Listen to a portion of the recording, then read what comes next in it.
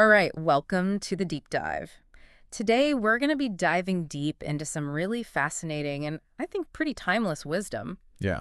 We're going to be looking at excerpts from the Prema Vahini, Stream of Divine Love. Right. And what's cool about this is actually the first set of articles that Baba wrote for the Sanatana Sarathi. Oh, wow. So we're going right back to the very beginning, Yeah. the foundations. The foundation, yeah. And these early writings, they really hit on something universal and profound. Wow. Like the path to genuine peace is through love, basically. Yeah. So truth, fundamental reality, we could just say dharma, righteous living, peace, which is often called shanti, and love. Right. These are the four essential pillars. Yeah. And it's not just about individual growth. Right. Right. The text suggests these are actually like the bedrock for a better future for everyone. Okay, so let's unpack this a little bit for the listener. Yep. You shared this material with us. Uh-huh. What's the benefit of spending this time with us? What will you gain, listener, by going through this deep dive with us? Well, engaging with Prema Vahini, it really gives you a direct connection to, well, what the text calls the very source of love. Yeah. And beyond that, it guides your actions. Uh-huh. It suggests that they can be infused with grace, and it even lays out this path of spiritual practice. Okay. Or sadhana, we might say. Right. Which it describes as thrilling, Yeah. So it's an invitation to transform yourself, really. Okay, let's jump into it then. Okay. So the text starts by talking about something that I think is often forgotten in our kind of busy world today. Yeah. And that's character. Right. The significance of character. It brings up, figures from the past, like Buddha, Jesus Christ, Sankaracharya, Vivekananda. Yeah. What's the thing that they all have in common according to the text? Well, the text asks this really interesting question. Why are these figures still so relevant today after centuries? And it says that their lasting impact is really due to the strength and the purity of their character.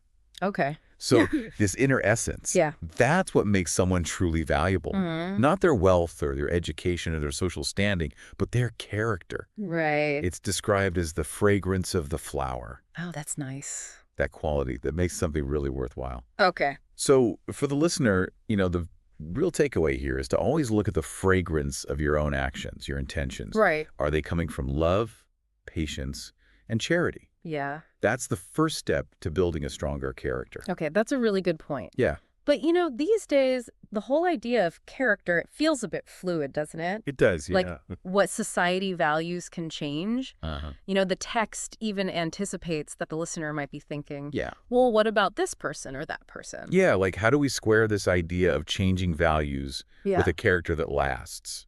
Yeah. How does it address that? It distinguishes between those things that society might be focused on right now. Right.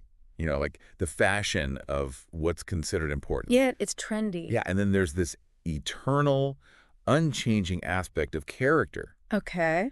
which the text says is rooted in the Atma, the immortal part of us. Right. So because the Atma doesn't change, Right. this fundamental character is also unchanging. Okay. It's not affected by society's opinions, which come and go. So we've got character as this solid foundation, Yeah. something that endures. Right. Now, the big question for the listener is how do we build that? Right. Exactly. How do we reshape our character? Yeah. What does the text say about that? Well, it talks about nurturing these noble qualities. Okay. So the question is, what are those qualities? Yeah, what are they and how do we integrate them? Yeah. And what's interesting is the focus on everyday actions. The text lists these. Yeah. Love, patience, forbearance. So that's like tolerance and restraint, Right. steadfastness and charity. Right. It says those are the building blocks of a flawless character. Okay. Then it talks about how our daily deeds, Yeah. the small things, the things we might not even notice, Right. they become our habits. Yeah, it's the consistency. Yeah, exactly. It's the little things that build up. Yeah, and those habits, they actually shape our intelligence, Okay. how we see the world, even our whole life. Yeah. And then it goes deeper. Okay. It talks about how our imagination, Yeah. our ideals, our aspirations, Yeah. they shape our minds, Okay. what we become attached to. I see. Like if you imagine acts of kindness, Okay.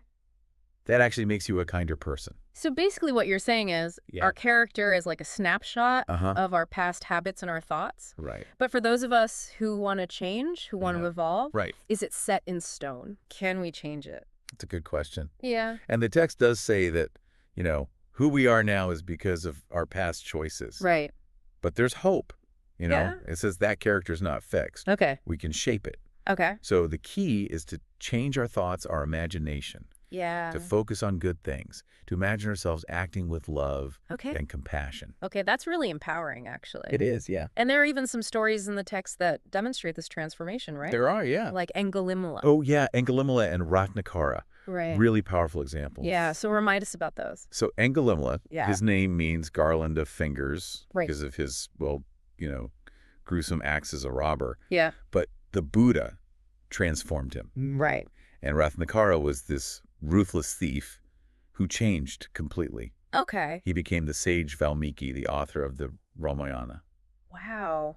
That's a huge shift. It is. So basically anyone can change. It seems that way. The text says we can do this through, making an effort in our lives. Right. Selfless service, some renunciation, Right. devotion, prayer, even thinking things through carefully, Right. using our intellect to choose the right path. Okay.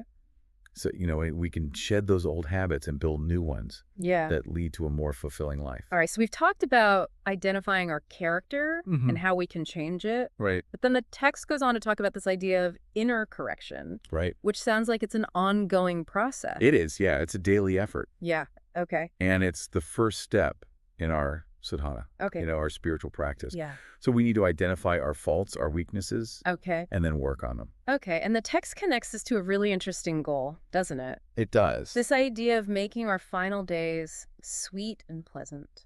Yeah, and I think that resonates with a lot of people. It does. Like, who doesn't want to have a peaceful end? Yeah. So by addressing our imperfections now, Yeah. we're setting ourselves up for that. And how does the text connect that daily work to that ultimate goal?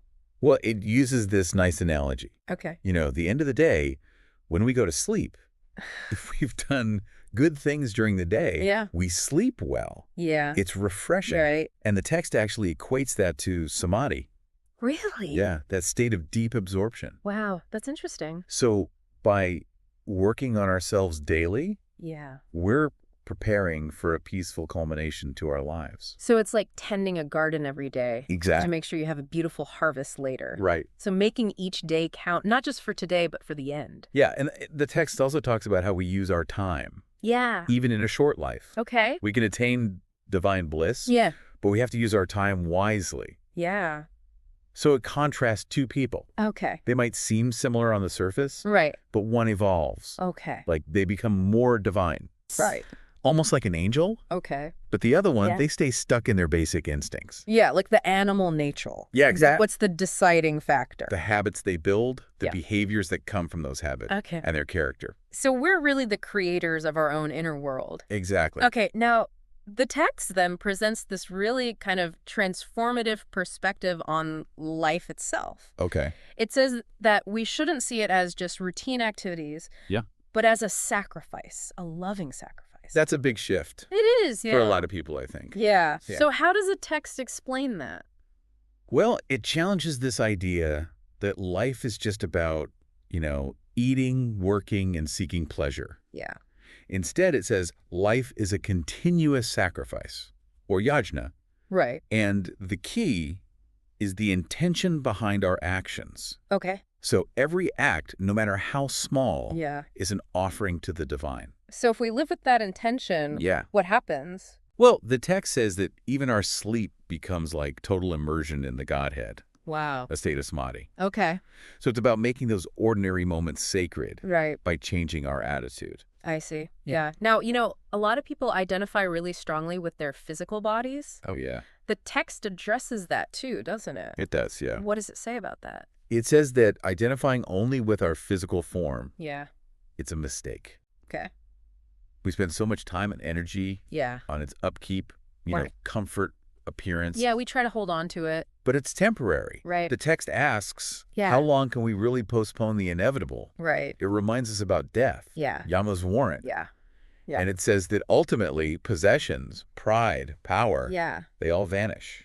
So if clinging to the body is pointless, Yeah. where should our focus be? Well, the text says we should strive for realizing our higher self Okay. through selfless service. Right. The body is a vehicle for that service. Okay. We should take care of it, but remember, Yeah. we are not just this body. Right. That's important. It is. Okay. And this understanding leads to that really profound saying, thou art that. Yeah, that's Twamasi. That's Twamasi. Yeah, the highest The truth. holiest truth. One of the Mahavakyas, the great sayings. So what does it mean for the listener? Well, it's about recognizing the unity Okay. that you, at your core, are the atmic principle, Okay. the essence of existence. So this body, Yeah. it exists for the Atma. Right. Think of it like Yeah. a glove in a hand. Okay. The glove protects the hand. It's useful, Right. but it's not the hand itself. Okay. That makes sense. Yeah. The body is a tool for the Atma. So how should this understanding affect the way we live?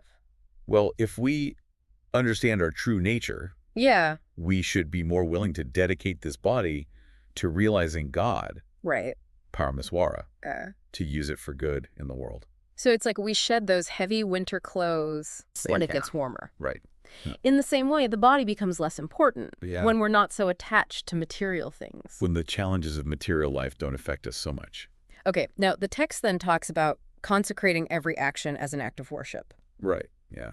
So how can we actually do that, Right. in our everyday lives? Right. It uses this beautiful image Yeah. of the rain uniting the earth and the sky. Oh, okay. And it's teaching us about oneness, Okay. impermanence, service, Right. and God is the master. Okay. So the whole creation is the material for our worship. Right.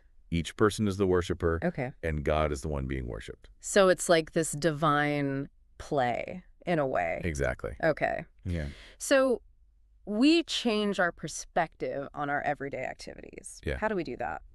The text says to find joy in serving God Okay.